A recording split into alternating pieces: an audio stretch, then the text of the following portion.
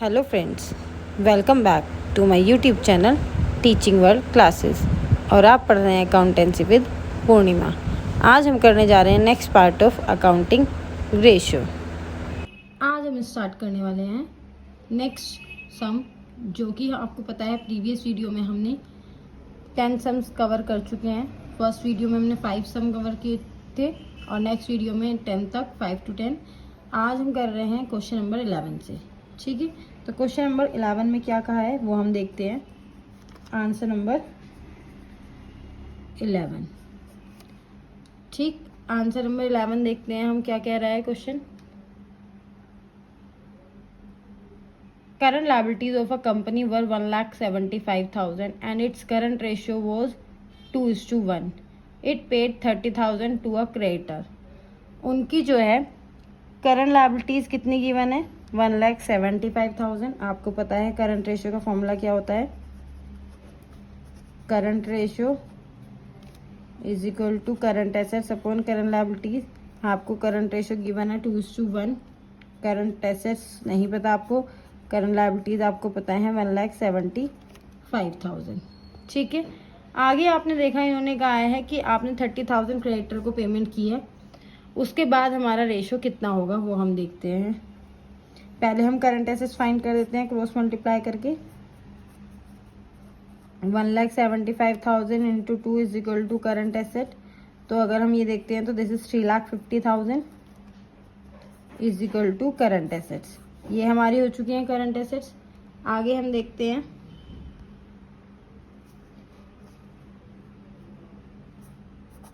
Current ratio, current assets divide by current liabilities. Current assets है 3,50,000, current liabilities है 1,75,000। इन्होंने payment किया 30,000 creditor को।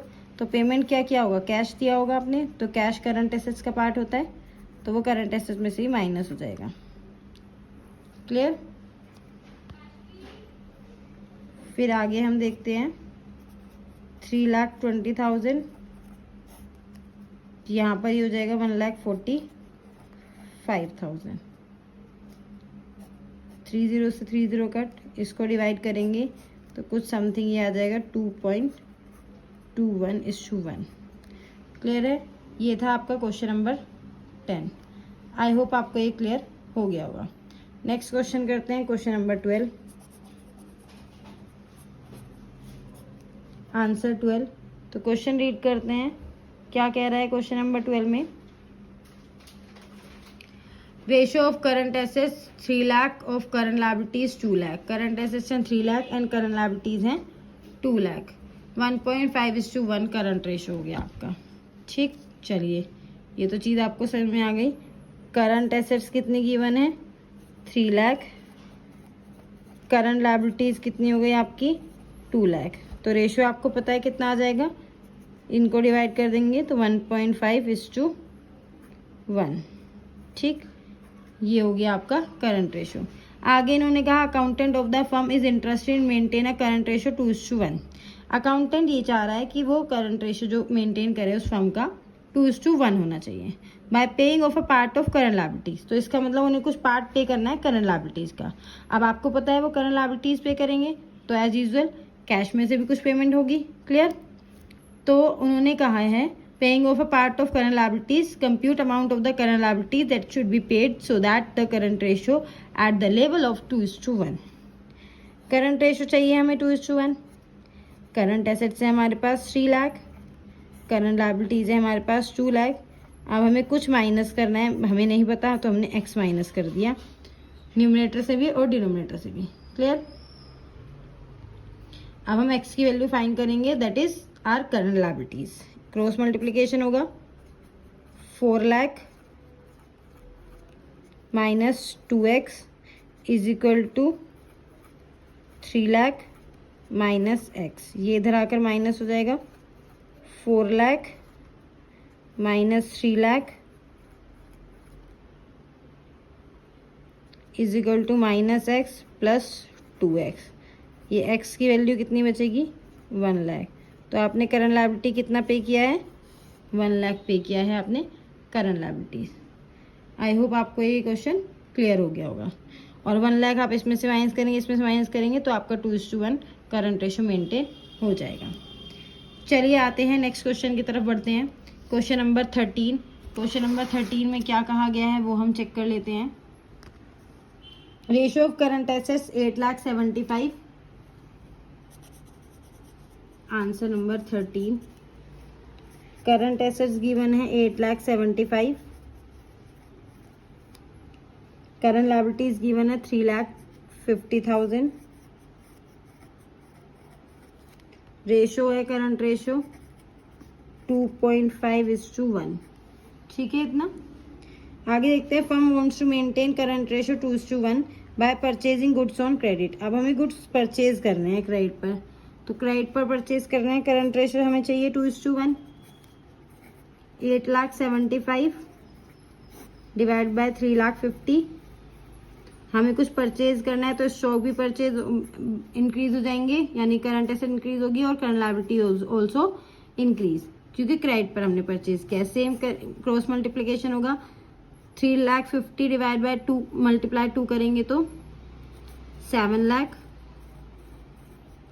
प्लस में 2x is equal to 8,75,000 plus x।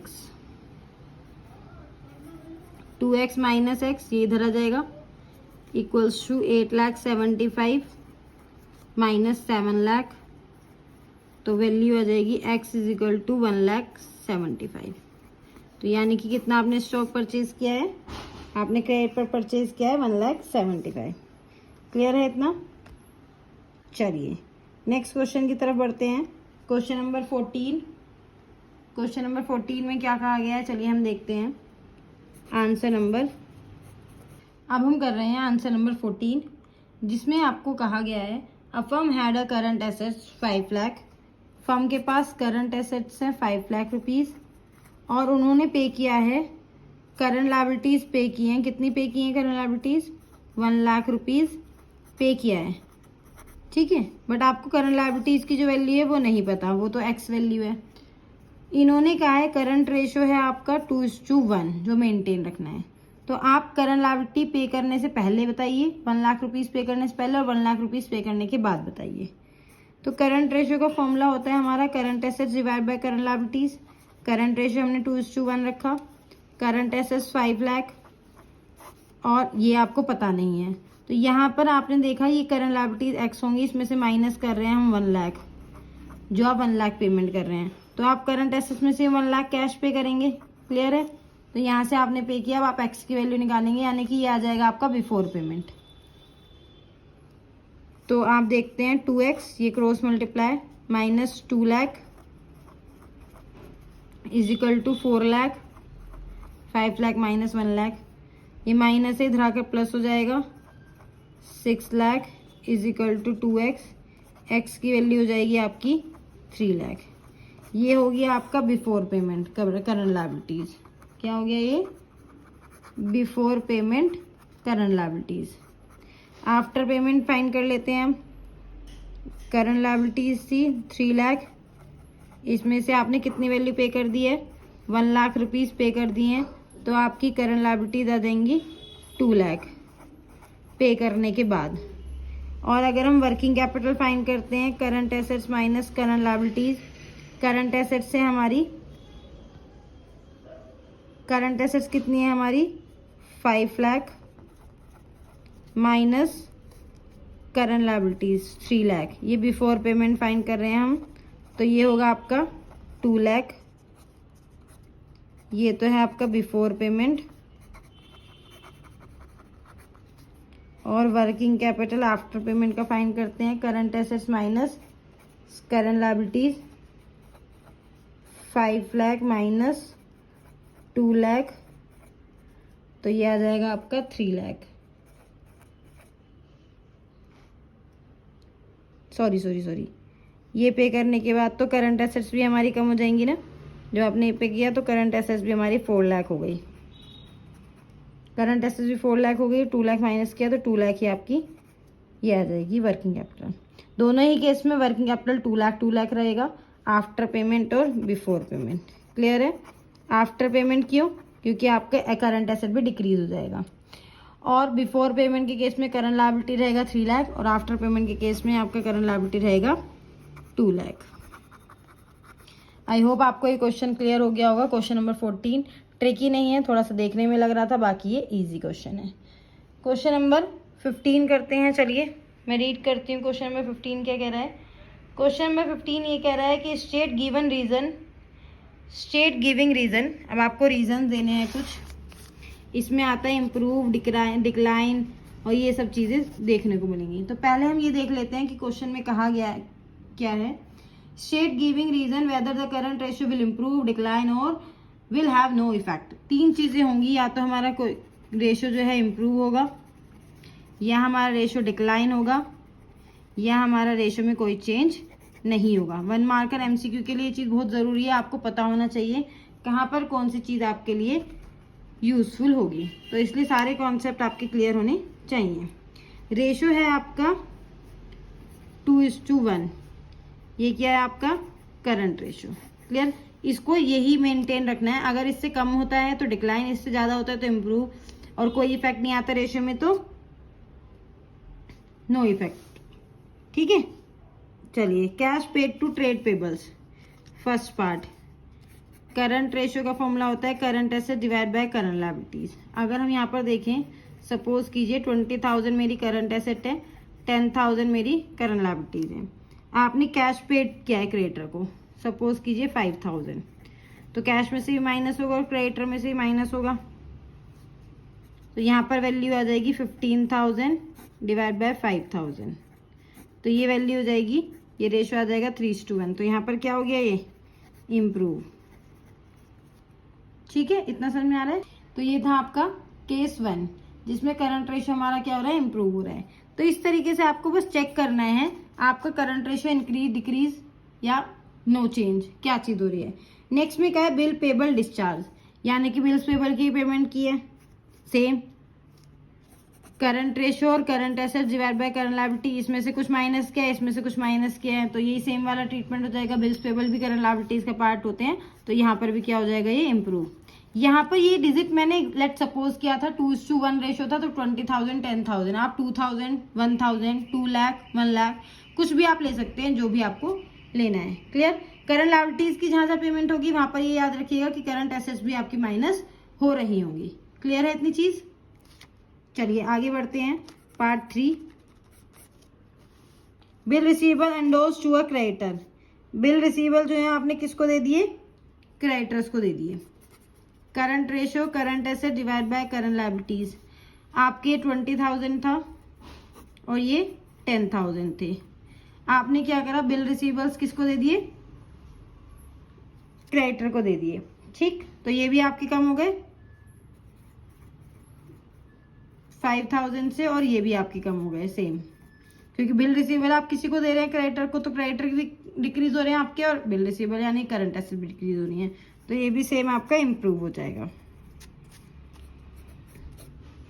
Payment of final dividend already declared, payment कर रहे हैं आप डिविडेंड की, तो current ratio current assets upon current liabilities, यहाँ से ही माइनस हो रहा है और यहाँ से ही माइनस हो रहा है। क्यों माइनस हो रहा है, क्योंकि डिविडेंड जो है करंट लायबिलिटी का पार्ट होता है। अगर आपको पता होगा propose dividend as a current liability आप यूज करते हैं उसको, और कैश में से ही माइनस होगा, तो same as this one also improve. Next is 5, purchase of stock in trade on credit. Purchase of stock in trade on credit, आपने स्टॉक परचेज किया है, तो यानी कि ये आपके 20,000 थे और ये आपका 10,000 था। आपने परचेज किया 5,000 का, ये हो गया, और आपने क्रेडिट पे परचेज किया तो क्रेडिटर इंक्रीज हो गए, तो यहाँ पर वैल्यू हो गई 25,000 और 15,000। तो आप देखेंगे कि आपका रेशियो जो है कितना चेंज हो गया, 5:3 5 5 25, 5:3 हो रहा है, यानी कि ये 1 पॉइंट समथिंग कुछ हो रहा है। ठीक, 1.2 या जो भी होगा (1), यानी कि 2:1 से कम हो गया, तो ये हो गया decline. Clear. Next 6, bill receivable endorse to a creditor dishonour. जो आपने बिल रिसीवेबल एंडोर्स किए थे वो डिसऑनर हो गए, current ratio is equal to current asset divide current liabilities. ये 20,000 था आपका और ये 10,000 था आपका। अब आपने जो बिल रिसीवर क्रेडिटर को दिए थे वो डिसऑनर हो गए, तो यहाँ पर वापस आ गए वो, ठीक है। अब यहाँ पर वापस आ गए तो डेटर इंक्रीज हो गए होंगे, और यहाँ पर वापस आ गए वो 25,000 और 15,000, तो सेम ये भी डिक्लाइन हो रहा है। Next 7, purchase of stock in trade in cash, current ratio is equal to current asset divide by current liabilities, 20,000 और 10,000। आपने स्टॉक परचेज किया है सपोज कीजिए 5,000 का, और कैश में, तो कैश भी एसेट में से चला जाएगा और स्टॉक भी एसेट में ही ऐड हो जाएगा, तो नो चेंज, यानी कि नो इफेक्ट। क्लियर है इतनी बात। नेक्स्ट है आपका 8 पॉइंट, फिक्स एसेट्स की वैल्यू थी 50,000, आपने बुक वैल्यू थी 50,000, सेल कर दिए हैं 45,000 में, तो एसेट बढ़ रहा है ना, कैश आ रहा है आपके पास, तो करंट एसेट में प्लस हो जाएगी वैल्यू जो भी है, तो रेशियो इम्प्रूव हो जाएगा, करंट लायबिलिटीज पर कोई इफेक्ट नहीं होगा। 9th पार्ट देखते हैं आपका, सेल ऑफ फिक्स एसेट्स, आपने क्या किया है 60,000 में पर सेल किया है। अब आप कम में कर रहे हैं, वो लॉस और प्रॉफिट नहीं देखना है आपको, यहाँ पर देखना है कैश आपके पास आ रहा है, और कैश आपके पास आ रहा है तो आपके करंट एसेट्स इंक्रीज हो रहा है, दोनों ही केसेस में रेशियो इम्प्रूव होगा। ये इम्प्रूव और डिक्लाइन वाले क्वेश्चंस अच्छे से कीजिएगा। इन केस आपको कोई डाउट है, क्वेरी है, तो आप मुझसे कमेंट बॉक्स में मैसेज करके पूछ सकते हैं। और आई होप आपको ये अच्छे से समझ में आई होगी, वीडियो अच्छे से समझिए। नेक्स्ट वीडियो मैं जल्दी ही लेकर आऊँगी और अपलोड करती हूँ, जिससे कि आपकी टर्म 1 में बहुत अच्छे से हेल्प हो सके और आप अच्छे से सारे क्वेश्चन को सॉल्व कर सकें। चलिए आज के लिए इतना ही, ये 5 क्वेश्चन कीजिए अच्छे से। Bye bye, take care, have a nice day.